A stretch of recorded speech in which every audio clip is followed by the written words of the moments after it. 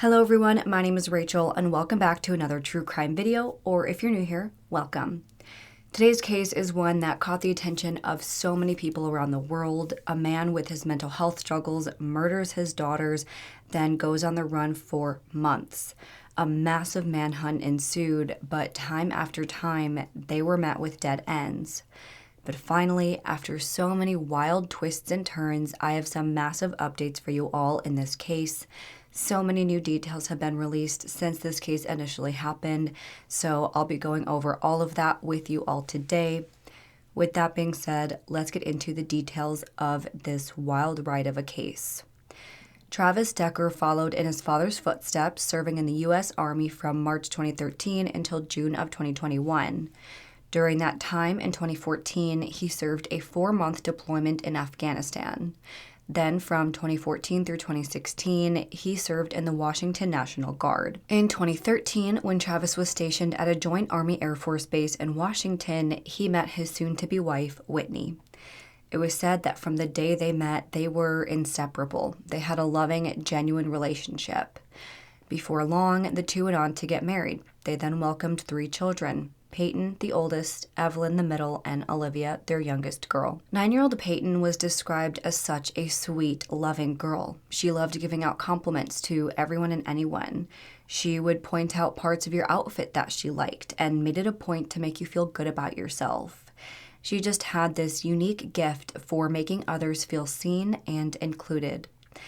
8-year-old Evelyn was more of the quiet one, but she was still such a confident, headstrong girl. She loved lipsticks, snacks, and most of all, her stuffed animal, Brown Bear. That bear went absolutely everywhere with her. It was her comfort. But once she felt more confident in a situation, she would set her bear aside and be present. 5-year-old Olivia was known as being full of energy, affection, and curiosity. In youngest child fashion, she was known as a Category 5 hurricane with just how much personality and liveliness she brought. She was such a brave little girl to the point that she would almost give her parents a heart attack, whether she was jumping off the diving board or running away from her loved ones to get them in a game of chase. Olivia lived her life with so much spunk, she truly made a lasting impact on everyone who met her.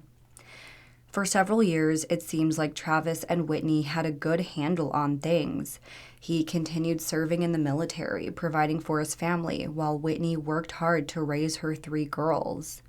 It was said that Travis was always a very active, loving father. He made sure to attend his daughter's dance recitals, theater productions, and soccer games. But behind the scenes, Travis was struggling with his mental health. He started to become paranoid. He began isolating himself, which led to increasing feelings of loneliness and desperation. Although it wasn't officially confirmed, it's thought that he suffered from PTSD from his time on active duty.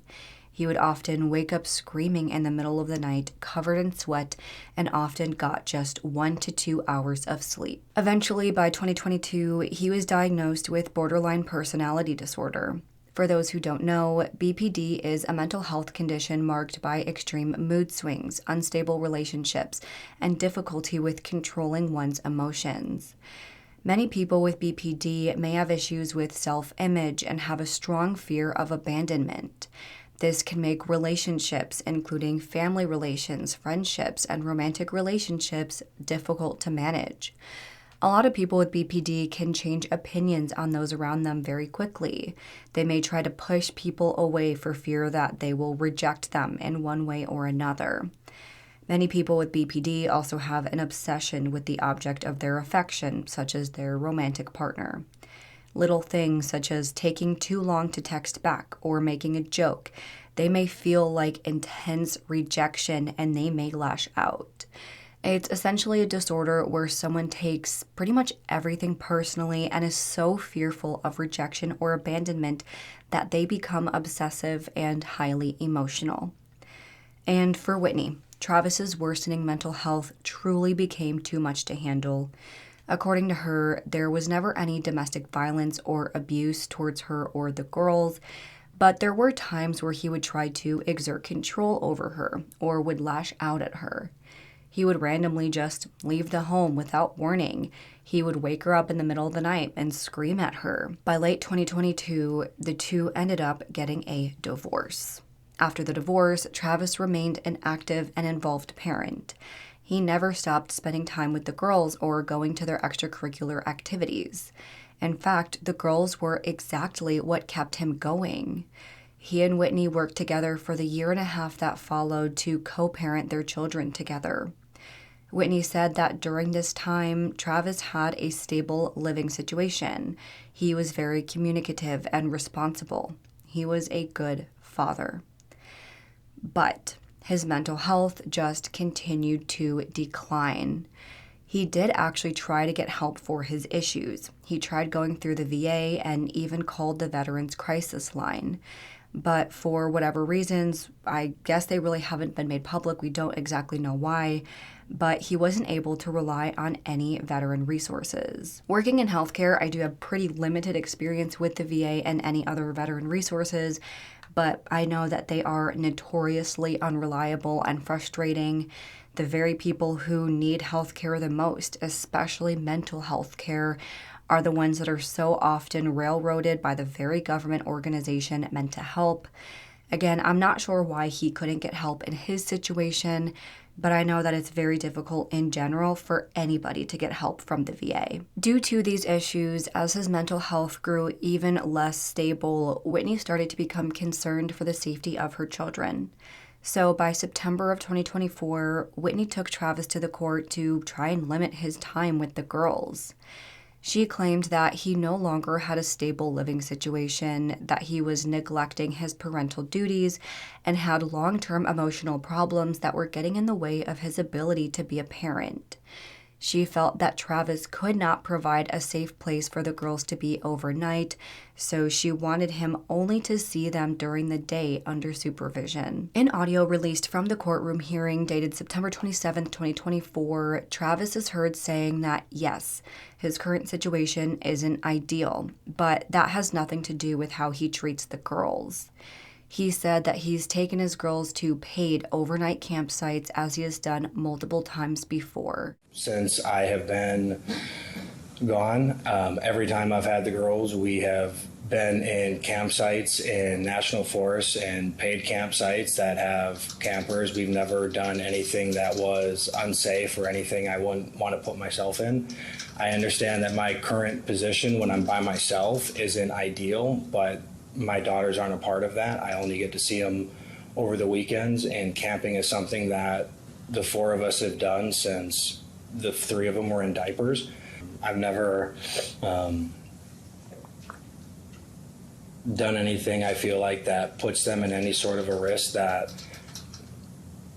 most families in the state of Washington, every campsite we've been to in the last month have been almost completely booked out or sold out because everybody's out this time of year. When I stepped away from the National Guard, I was making $86,000 a year, and now I make, I think it's like $38,000 a year. When you start over from zero and you don't have help in a hand to get you through it, it makes it a little more difficult.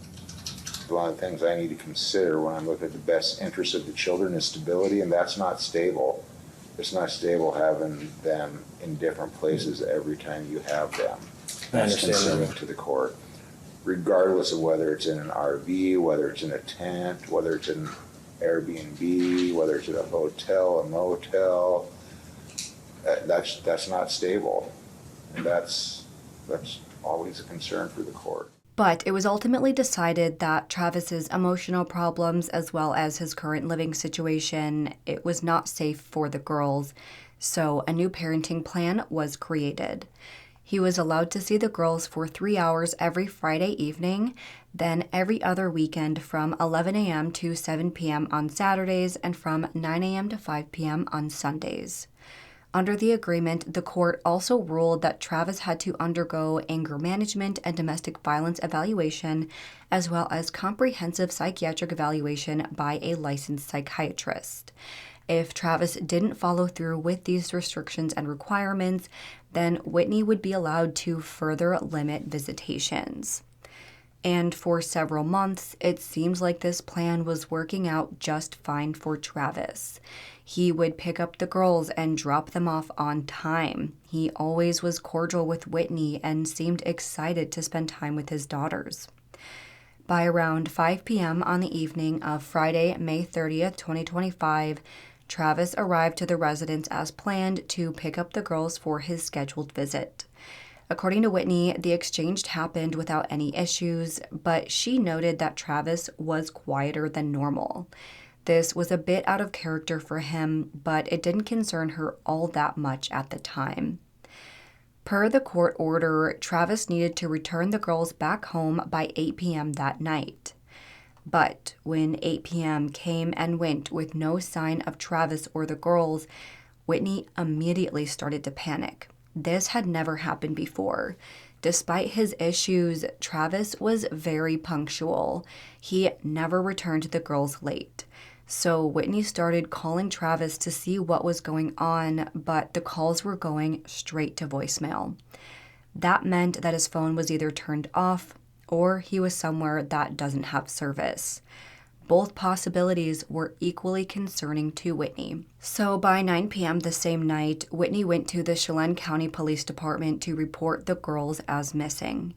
In her report, she explained the whole situation to officers, Travis's declining mental health, and the recent change in custody agreements. He is typically not allowed to have the children overnight, but there were a few times where he was allowed to take them camping overnight under special circumstances. Anytime that happened, it was planned ahead of time, and they obviously needed to bring their camping gear and warm clothes to wear overnight.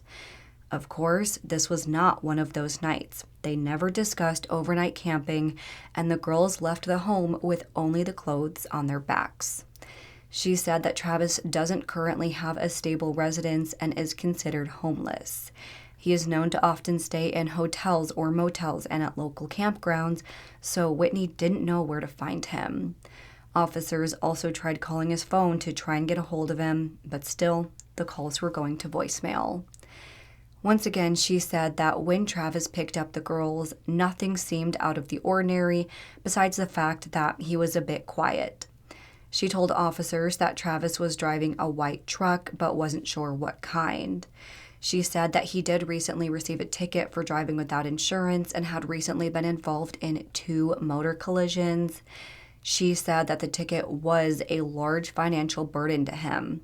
That along with recently garnished wages for back child support. She added that Travis has recently been talking about getting rid of his beloved dog, a husky, due to his lack of housing and financial resources. In retrospect, this was concerning, but again, the girls loved spending time with their dad, and he's never failed to bring them back on time. Up to this point, she has never had concern over their well-being when they're with Travis. After receiving this report from Whitney, officers followed up by running the plates of Travis's truck to see where he was last headed. They found that at around 5:41, so just 40 minutes after picking up the girls, Travis's car was captured heading northbound on the Wenatchee Bridge. Using that, officers checked out all of the hotels, motels, and camping spots in that area, but they were unable to locate Travis or the girls. For the 2 days that followed, Whitney and law enforcement waited to see if Travis would bring the girls back. Whitney, along with family and friends, all took to social media to spread awareness about the situation and asked for the public's help in locating their precious daughters. Now, the original officers on the case from the Wenatchee Police Department requested that the Washington State Patrol issue an Amber Alert for the missing girls. After all, they were missing, they know the vehicle they were last seen in, and they know the identity of the suspect accused of taking them. But for whatever reason, the Washington State Patrol determined that they actually did not fit the criteria for an Amber Alert. Instead, they released an endangered missing persons alert saying that the girls were believed to be missing and unable to return home on their own accord. But by the end of the weekend, after multiple days passed without Travis returning the girls, officers knew that they were in real danger. At worst, he wasn't returning the girls because he harmed them. At best, he took the girls so he could be with them and ran off somewhere. But because he was homeless, officers knew that he didn't have the means for the girls to survive outdoors that long. Due to the fact that they had been missing for 3 days, by June 2nd, 2025, law enforcement finally decided to issue an arrest warrant for Travis and started more extensive searches to try and locate the girls. Family members, friends, volunteers, and law enforcement all came out in droves to search all across Chelan County in hopes of finding the girls safe and sound. By around 3 p.m. that day, officers located Travis's truck. It was found unoccupied near the area of the Rock Island campground in Leavenworth. This campground is located in a very isolated area of Chelan County. It's surrounded by miles of landscape full of trees, mountains, rivers, and wildlife. After finding the truck, law enforcement called in helicopters and additional officers to scour the area. First, they looked inside the truck, and they found a bunch of personal items, including blankets, car seats, food, and a wallet in the center console. Then they found what appeared to be 2 bloody handprints on the tailgate of the truck. As they made their way from the truck towards the campground, they then saw that there were multiple zip ties and plastic bags strewn all throughout the area. That led them to a campsite, which was presently unoccupied but showed signs of recent activity. There was a fire pit, a tent, and a cooler. Then, as they walked farther, officers stumbled upon something that made their hearts drop. In that moment, everyone's absolute worst fears were confirmed. About 75 yards past where Travis's truck was found, officers walked down a small embankment, and down that embankment were the bodies of 3 young girls: 9-year-old Peyton, 8-year-old Evelyn, and 5-year-old Olivia. Each of the girls were found with their wrists zip-tied and plastic bags over their heads, and right away, based on the state of lividity each of them were in, officers could tell that it was too late. The girls were already dead. After later preliminary examination of their bodies, it was determined that their cause of death was asphyxiation. Then, later forensic examination confirmed that the bloody handprints on the tailgate of the car belonged to Travis. His DNA was also found on those plastic bags and zip ties used to suffocate and bind the girls. This just confirmed that Travis had to be the one responsible for it all. Based on Travis's cell phone activity, as well as what license plate readers captured of his vehicle, officers had a good idea of what happened here. Travis drove out to the campground the night prior to picking up the girls, so Thursday, May 29th. He then returned to Wenatchee the following morning. He then picked up the girls that Friday evening and returned back to the campground, where he took each of their lives one by suffocating them to death. But with everything they found, one very important piece to the puzzle was missing: Travis himself. As I stated, he left his truck and was known to have very limited resources. For most people, that would mean that he couldn't have gotten that far. But by this point, officers knew that Travis was a very skilled outdoorsman with years of military survival training. In the National Guard, he was trained to survive in the wilderness for prolonged periods of time with very little resources. They also didn't know whether he was armed or what resources he did have with him, because clearly this was something that he planned ahead of time. By that point, officers knew that they had a very difficult search mission ahead of them. From there, multiple law enforcement agencies, including the U.S. Marshal Service, set out to find Travis.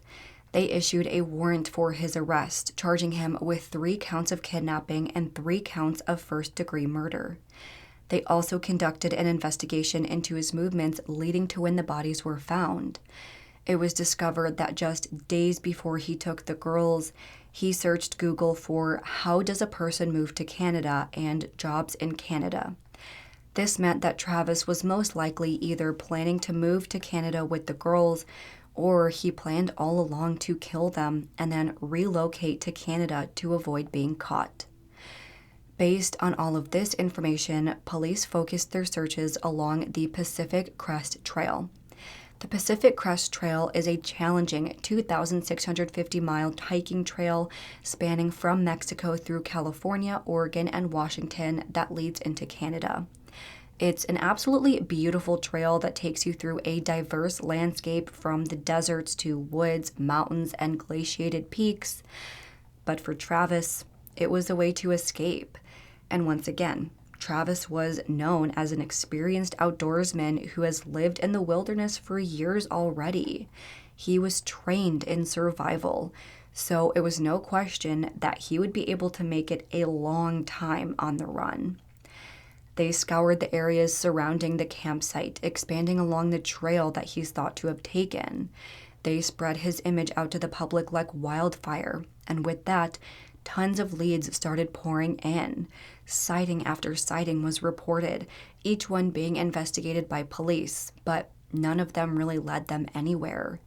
They even brought out cadaver dogs to search for any sign of him, dead or alive, but they came up with nothing. By July 5th, authorities received a tip of a possible sighting of a disheveled-looking Travis at a campsite in Idaho.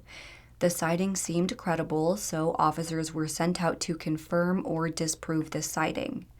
Now, of course, this sighting didn't lead them to capturing Travis, but they did think it was credible enough, so they expanded their searches in Idaho.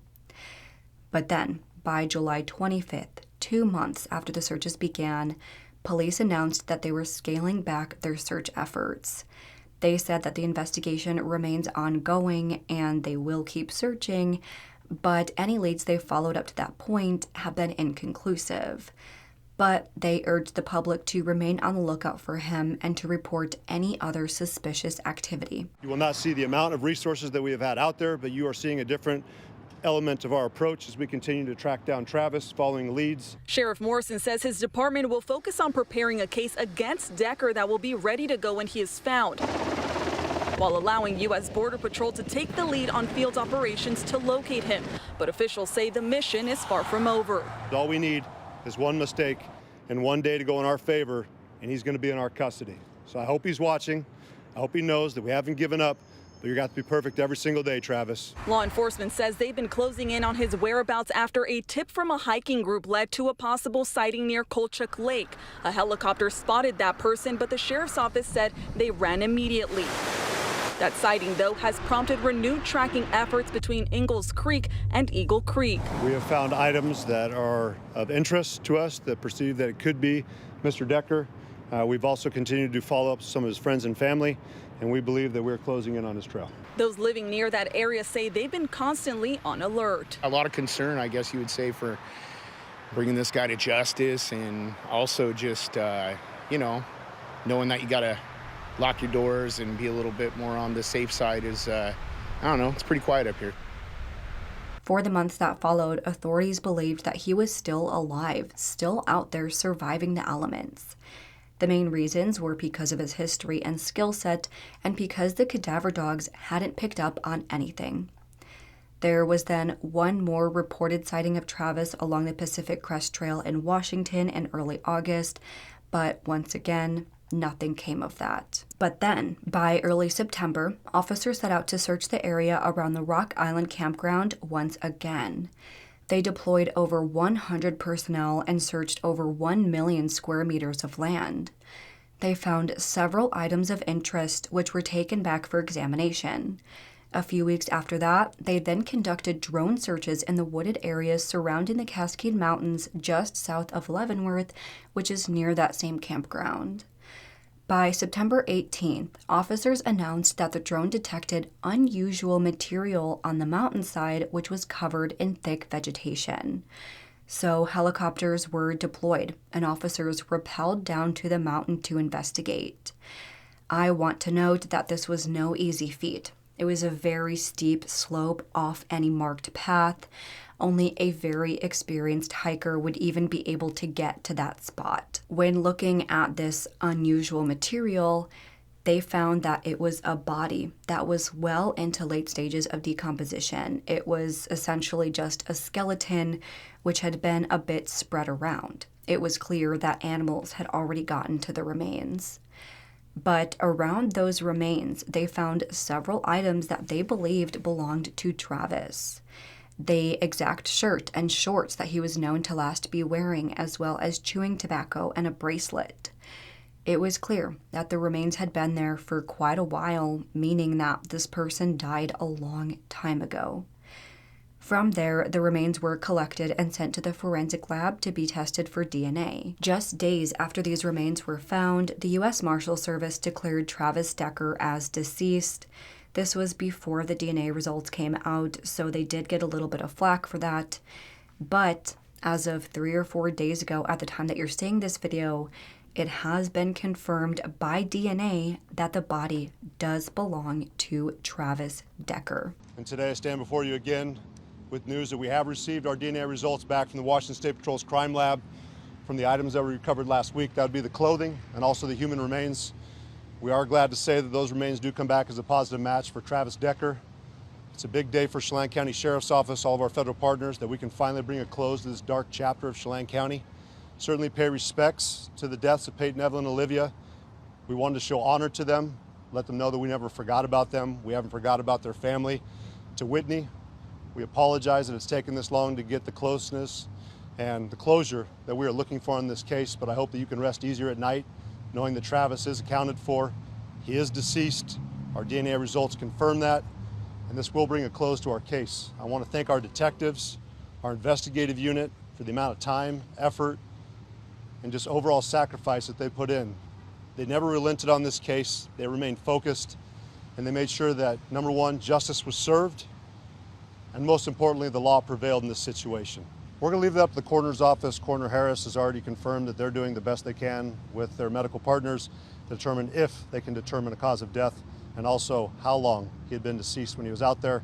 Again, we understand that process takes time. We did not get full remains. We have gotten majority of the remains back. But again, that's a process, and we're hoping that they are able to determine that because we know that's something the community wanted to know. But as of now, we don't have those answers. So that's where we are at right now.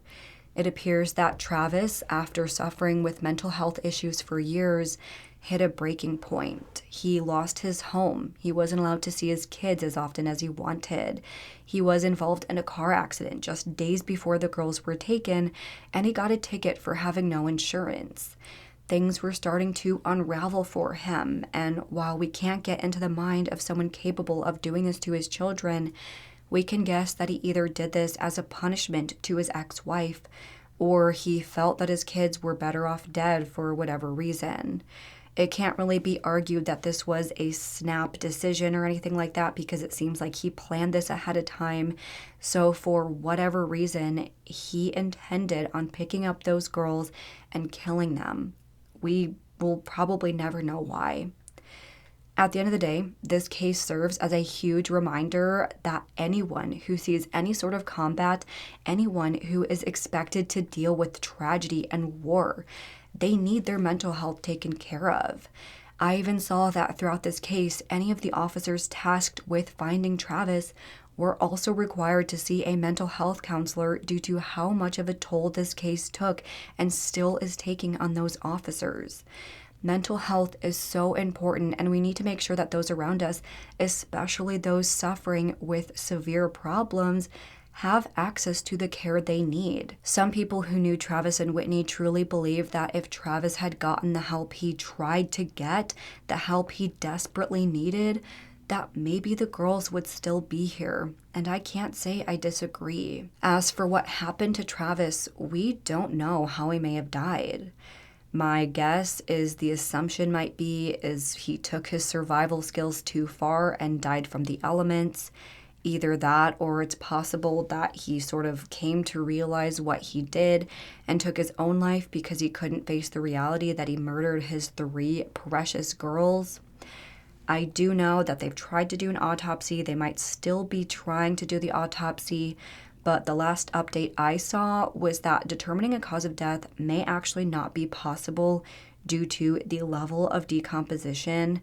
So my guess is that they're going to keep trying, but we may never know for sure what really happened to him. Now, I know that technology with forensics like this has gotten pretty advanced in the past few years, So they may be able to look at his bone density or, the composition of his bones to see maybe if he was malnourished or, maybe if there were any injuries to him. But other than that, I can't really imagine what else they could do to see what his cause of death was. But if we do ever find out how he died, I will keep you all updated. But at the end of the day, this case is so very tragic and heartbreaking. Peyton, Evelyn, and Olivia had their whole lives ahead of them. They had a family who loved them. Their mother is absolutely distraught over this, and I don't know if she will ever be able to move past this. My heart absolutely goes out to her, and I sincerely hope that she's surrounded by love and support. I am very frustrated with the initial lack of effort put into finding the girls, but everything done after that is actually very impressive. The amount of effort that went into the manhunt for Travis is admirable, and learning how they were able to find the remains is really just mind-blowing. So I'm very thankful to those officers who were desperate to find Travis and hold him accountable, and I'm glad this case is finally coming to a close. But that is all I have for today's video, and now I want to know what you all think. Why do you think all of this happened, and how do you think Travis really died? How long do you think he survived the elements? Do you think he died pretty much right away, or was this something that happened over time? And what do you think about the investigation in this case overall? Let's discuss this and any other thoughts you have in the comments below. If you liked this video, please make sure to go ahead and leave this video a thumbs up and subscribe to my channel. I put out new true crime and mystery videos every single week. Don't forget to turn the notification bell on so you don't miss out on any of my future videos. Make sure to follow me on Twitter, Instagram, Facebook, TikTok, and Spotify. All will be linked down below.